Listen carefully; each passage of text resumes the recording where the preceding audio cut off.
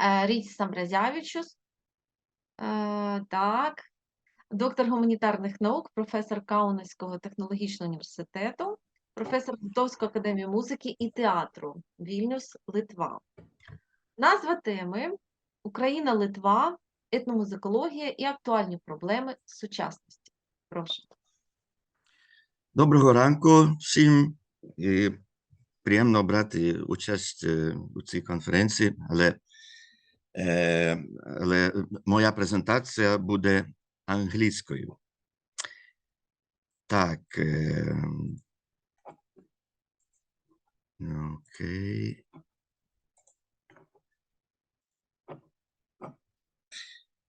So, dear Irina Klimenko asked me to read a paper I had already given approximately a month ago at the УЄС-7 conference in Palermo, Sicily. УЄС-7 means European Seminar on Ethnomusicology, the most important organization of European ethnomusicologists. So I have reworked it a bit, and now I will present it to you. Also, I have to warn you that whereas this information was new to УЄС-7 audience, but much of it most probably will be familiar to you. So not very much of new things probably which would be not known to you. Also, I am giving my point of view, what I know from my experience, my personal experience. So I probably won't reveal the chosen topic in detail. I guess Halina Pshenichkina's presentation on a similar topic will complement me. So, the roots of the cooperation between Lithuanian and Ukrainian ethnomusicologists, of course, have to be looked for a long time ago. It was there in Soviet times and even earlier. However, it has especially strengthened in recent times, and especially after the start of Russia's war against Ukraine in 2014. Lithuanians are regular participants in conferences of ethnomusicologists in Ukraine and vice versa. Lithuanian ethnomusicologists' papers are published in Ukrainian scientific press and vice versa. Here we see some examples. So Lithuanian publications in the Ukrainian press and Ukrainian publications in the Lithuanian press. Lithuanian ethnomusicologists also organized a series of workshops for their Ukrainian colleagues, advised them on the preparation of dissertations and were dissertation opponents. For instance, some photos with me, of course I am very shy to show them, and then something connected to dissertations. This may seem strange because, for example, the participations of ethnomusicologists from other Baltic states, Latvia, Estonia, in Ukrainian conferences is very faint. By the way, the participations of Polish ethnomusicologists in Ukrainian conferences is also strong. Why? Aspects of the history probably explain a lot. Let's remember here that in the Middle Ages, the Grand Duchy of Lithuania united Belarus and most of Ukraine. Later, the Lithuanian-Polish Commonwealth included territories that correspond to the ethnic lands of Lithuanians, Poles, Belarusians, and Ukrainians. This led to a slightly different than Muscovite-Russian formation of the Ukrainian and Belarusian nations. Perhaps even more important is the even earlier ethnic substrate. The Russians formed mostly as assimilated Yugoslavians, while the Ukrainians were formed from tribes that lived north of the Black Sea, and Belarusians on the basis of Baltic tribes. This is particularly clearly reflected in the melogeographic studies of the Ukrainian ethnomusicologist Irina Klimenko. She applies the method of syllabic rhythmic formulas and establishes a boundary between ethnomusical eras, the era that unites the territories of Ukrainians, Poles, Belarusians, and Lithuanians, is clearly separated from the Russian ethnomusical region to the northeast. Cooperation between Lithuanian and Ukrainian ethnomusicologists also took place on a practical level. Perhaps the best example is the summer camps of traditional singing held in Poland, where the classes were conducted by experts in traditional singing from Lithuania, Poland, Ukraine, and other countries. And here, for example, we see singers taught by Ukrainian ethnomusicologist Olena Goncharenko. Traditional singing teachers from Russia also participated in those summer schools. However, sadly, after the start of the war in 2014, most Russian ethnomusicologists support the Kremlin's narrative. I have Russian ethnomusicologist friends on Facebook, and contacts are currently impossible. Almost all of them are happy about the Russian invasion. Russian ethnomusicologists are not invited to the aforementioned camps after 2014. In recent years following the example of the Polish summer camp, such events have also been organized in Lithuania with Ukrainian but no Russian traditional singing experts. One more small detail. I personally was a member of the editorial board of the Russian ethnomusicologists' journal Problems of Ethnomusicology, Вопросы этномузыкознания. After 2014, I was removed from the editorial board. Now briefly about what happened in Lithuania after the start of a full-scale Russian war in 2022, February 24. After the start of the massive Russian invasion, on the very first day, a march and a rally took place in Vilnius near the Russian embassy. Here you can see some my photos made at this event. Many official and unofficial buildings in Lithuania were decorated with the Lithuanian flags, with the Ukrainian flags. Several funds were established to collect support for Ukraine. For example, the Blue-Yellow Fund, this fund shown on the top right, Blue-Yellow Fund collected 1 million euros in just the first hour after the announcement. It is in a country with less than 3 million inhabitants. The members of the Lithuanian parliament dressed up in vyshyvankas, Ukrainian traditional dressings, but actually we just wonder why they sometimes don't dress up in traditional Lithuanian costumes.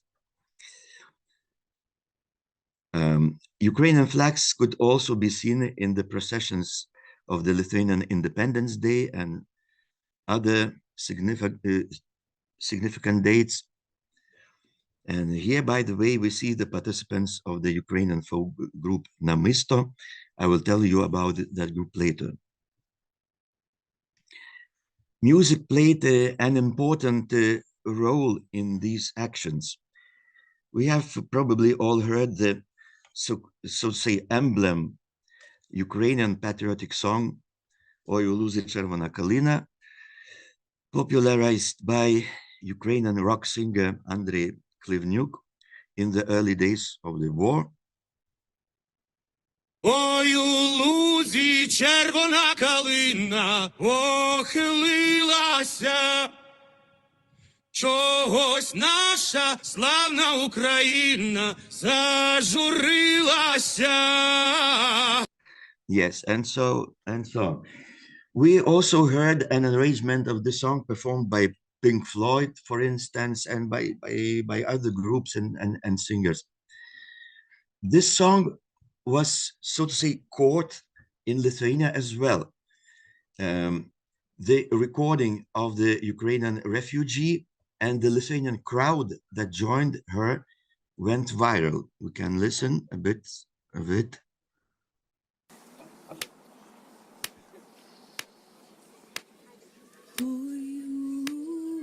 Червона калина похилилася, чогось наша славна Україна зажурилася, а ми тую червону калину піднімемо, а ми нашу славну Україну, гей, гей, розвеселимо.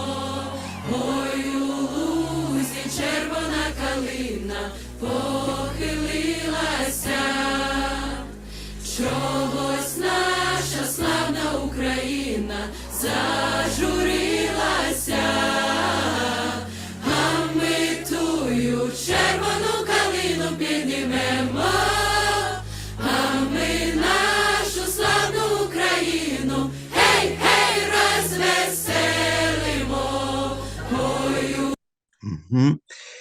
Now we can find many performances of this and other patriotic Ukrainian songs on various stages, music schools, for instance, as here on the top right, and bottom left, it is at Kauno's dramatic theater, some action, and so on in different churches, on different stages. Cultural centers, festivals, improvised theatrical events. So why songs? Why namely songs? Here again, we must turn to history. For Lithuanian, the song has always been a means of expression national identity. Liberation from the Soviet Union is often called the singing revolution. Independence rallies and other actions in the late 1980s were always accompanied by patriotic and folk songs.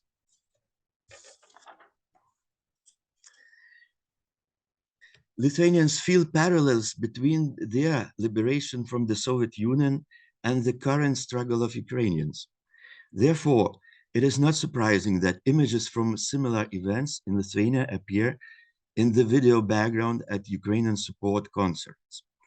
For instance, here we see a stage of some concert in support of Ukraine, and on the background we see the view from 1991, when, as you know, Soviet troop attacked Vільнюс TV tower, and there were some victims.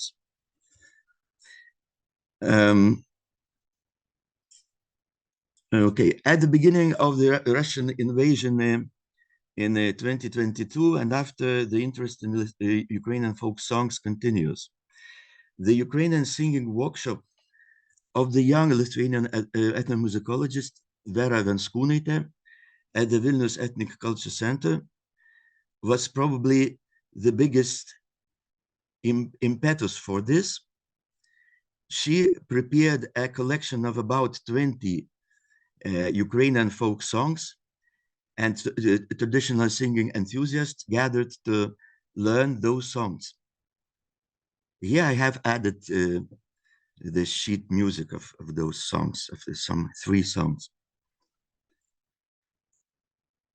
These songs spread among folklore ensembles.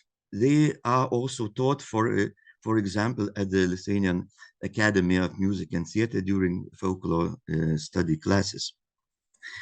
So here we see simply Lithuanian folk groups learning and singing Ukrainian traditional songs at their simply informal parties. Now, Ukrainian ethnomusicologist Halina Pshenichkina must be mentioned here. Happy coincidence, she married the Lithuanian ethnomusicologist Rimantas Liužinskas, currently lives in Lithuania, and works at the Institute of Lithuanian Literature and Folklore, where she organizes and analyzes Ukrainian folk songs. One more important point needs to be mentioned here. The already mentioned Vera Venskūnaitė and several other Lithuanian enthusiasts gathered in 2019 to form a Ukrainian folklore group. They named it Namisto, and Halina joined this group, brought a new repertoire, and raised it to a higher level. The group performs regularly, and we can listen to several recordings here.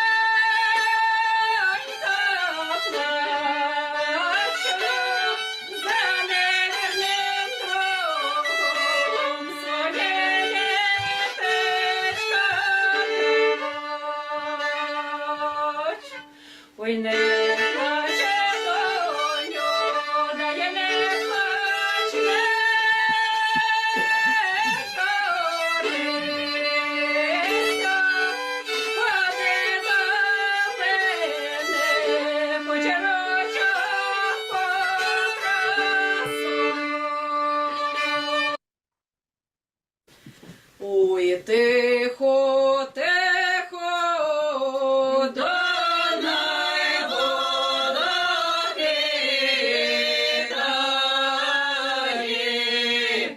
а ще тихіше мати дочко питай. Чиї ладонь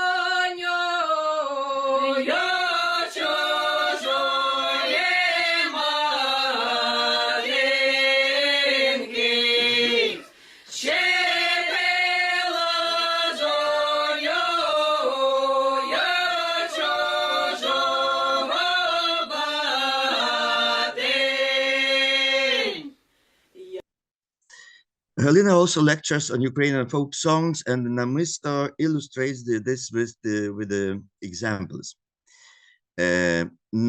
Namisto also conducts Ukrainian folk singing workshops at various events, and this group also participates in Lithuanian folklore festivals. Folk ensembles from Ukraine also take part in those festivals. Here is a photo from the folklore festival Skamba Kankliai, which is so to say the oldest and largest folklore festival in Lithuania, and the Ukrainian band Babski Kazachok. I helped them here to sing the male voice part. Scientific cooperation, of course, continues. Perhaps one of the innovations is that scientists are more interested in the musical cultures of not only their own, but also those of other nations. For example, Lithuanians study Ukrainian folk music as well. So now for the conclusion. The history of the formation of the common ethnomusical area is of great importance for ethnomusicological contacts between Lithuanians and Ukrainians. Parallels in recent history, so national liberation and national military struggle, reinforce this cooperation. And after the beginning of the mass military invasion of Russia in Ukraine, practical, namely practical music making is the most significant. The popularity of Ukrainian folk songs in Lithuania. So thanks for your attention. Дякую. Дякую і до побачення. Ні, ще не до побачення, а питання. А питання Питання, Дякую, ну, до побачення. добре. Ми дуже Добре. раді вас бачити, і вкотре, я думаю, що не тільки я пустила сльозу. Дуже дякуємо всім вам за підтримку, всім нашим литовським братам, справжнім братам. От, Ірина Віталіївна, просимо. Thank you for your information, very interesting and very important for us. I would like to express my deep gratitude for Lithuanian support and for your support personally. Rytis called me every day in the first month of the war. However, there is one problem. You said that you are no longer a member of the editorial board of the Moscow scientific journal «Вопросы музикознання». But I think I saw your name in the issue of 2022. Perhaps the issue was prepared before the war, and the next issue, the situation will be changed. Okay, thank you for comment. Simply, I saw some issues of the journal after 2014, some maybe couple of issues, and I've noticed that I'm removed. So I don't know, maybe later they put me back.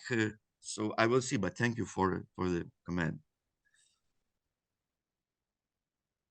Чи Ну, є і- ще? Так, кажіть. Якщо не це далі українською, бо тут Рітіс на вхід розуміє, мені буде трошки важко. У нас є велика потреба. Ну, я розумію, що литовці нас не покинуть ніколи. Ну, так все до того. Також дякуємо, може, Галина Пшенічка сама подякує за таку рекламу її діяльності. Тобто ми нею тут також гордимося, але дякую, Рітіс, що ти так висвітлив це, тому що людина сама скромна, а коли хтось говорить, це набагато важливіше і це класно. У нас є така форма наукової підтримки, яка би для нас була дуже важлива. У нас, можливо, ну, очевидно, що пан професор про це знає, що на нас тиснуть тим, що ми маємо мати публікації в Scopus і Web of Science. Так, і ми стараємося публікуватися в вашому збірнику «Музикологія». Так, і тому, якщо б ви зарезервували кожного року для нас одне містечко, для котрогось з наших авторів, ну це було б фантастично. Ну я розумію, що ти там, можливо, не є головним, хто там керує, але все-таки ваше слово теж важить. Ну і Дайві ми завжди кланяємося з цим. Ну і також це та дорога про співпрацю. Да? Ми вже років 5 обговорюємо спільну статтю, і вона ніяк не народиться. То я просто тут публічно нагадую, а ви, пане професоре, публічно покивайте мені головою, що ми це зробимо. Yes, of course. To answer the first say to commend the first comment, I would say that I think there is no problem to publish you at least one paper per year in Lietuvos muzikologiją, especially because of the recent circumstances of the war and of the підтримка of you in Lithuania. So this makes no problem. Concerning the second comment, yes, mea culpa. But we should think about the subject which would be important and interesting to those journals issued somewhere in the USA or Great Britain. You know, because I am mostly connected to ethnomusicology, music psychology, musical acoustics. and you are dealing with those melogeographic and rhythmic syllabic things. So we should find the point of collision of the contact here. Point of the contact is the rhythm. Rhythm. Okay, now I have got some idea, but maybe we have no time. But I will contact personally you, and if you told rhythm, now I've got an idea. Thank you. So, дякую, і вибачте, я мушу бігти на інший захід. Галя, дуже швидко навздогін. Ну, Бігом. тоді я вже дуже швидко чула би Ріті. Уж бендрадербевима, уж малонума така, аж не жінов, кажда барсакіся, саме пранішими. Я сказала, що я дуже вдячна за співдружність, за таке розташування до нас, і тепер я вже не знаю, про що я буду говорити в своїй доповіді. Ти розкажеш деталі. I will probably be with you for some minutes, but somebody should call me, and then I should run. So for some minutes I will be with you. And дякую. Дякуємо вам.